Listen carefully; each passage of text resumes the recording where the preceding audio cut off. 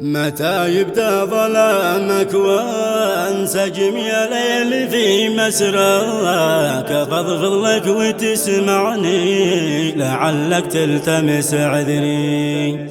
بخيلك جيت لأجل أتوسلك يا ليل واتحرك، معكر في محطات الزمن من هول ما يجري. تعبت أكتب طموحاتي بوجهك يا زمن الأبراك، أنا مليت أعبر عن شعوري وانت ما تدري.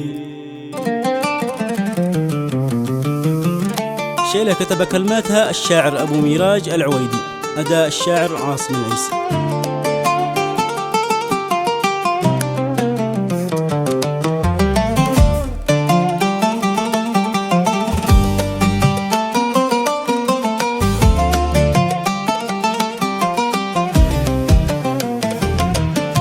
متى يبدأ ظلامك وانسجم يا ليل في مسراك؟ أفضفض لك وتسمعني لعلك تلتمس عذري.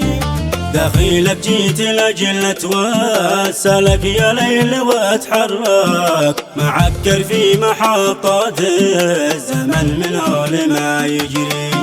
تعبت أكتب طموحاتي بوجهك يا زمن الأبراك، تعبت ارسم ملذات العمر بالوازع الفطري.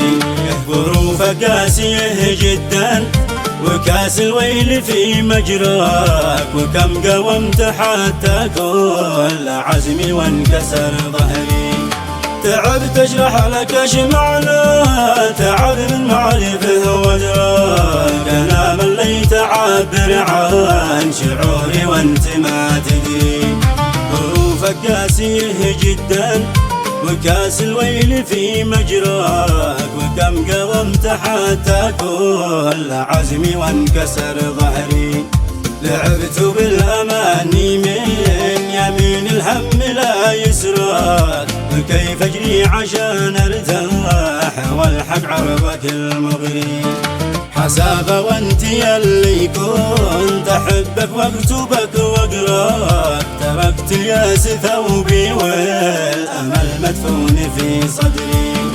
ابشر حضرتك قلبي توفى وانطوت ذكراك، رحيلك هد حيلي والمحبة ضيعت عمري.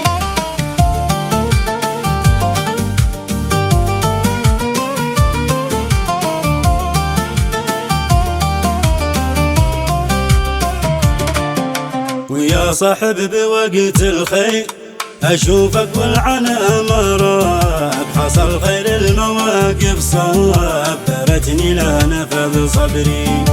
أسف يا حظي العاثر سترتك والزمن عراك، ظروفي دمرتني والليالي بينت خبري.